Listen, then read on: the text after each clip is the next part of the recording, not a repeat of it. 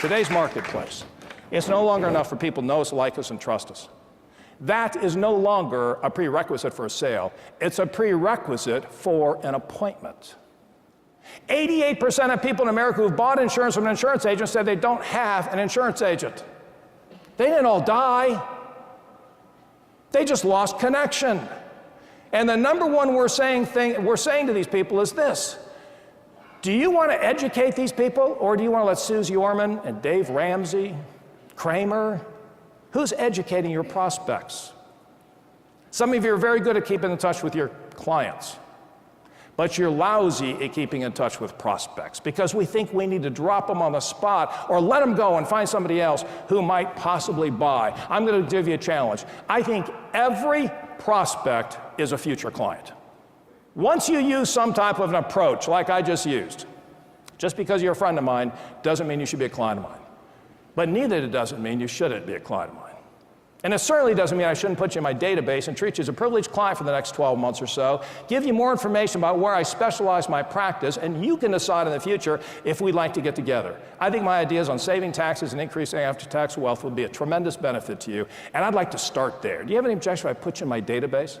Could you use that on a friend, on somebody you just met? Sure. We've got a guy who has 5,000 names in his database right now. He says, I never go a month without putting at least 25 new people in my database because prospecting is my priority. The rule of reciprocation is alive and well. You don't have to do much to look distinctly different, but you have to do something. Does this work? He says, I'm going to laminate every single one of my Rotarians business cards in the next 12 months. He had 6 clients out of his Rotary Club, been a member for 4 years.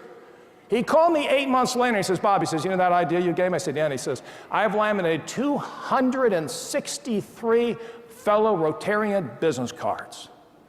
He says, I have 37 clients in my Rotary Club so far this year. He says, and there isn't a month that goes by now that I don't have someone come up to me during a meeting and say, hey, you know that thing you did with that business card? My wife and I are going on vacation. Could you give me 3 more of those? He says, I am no longer the insurance member in the Rotary Club. I am the luggage tag guy. And that's a lot better because it's disarming. It's affection. It's about liking me. And liking you is no more than a display of personality. And what do you do in the marketplace that builds that distinction identifier where you sit down and become more likable, more trustworthy, and finally they get to know you because we don't exchange appointment times with people that we don't know enough about.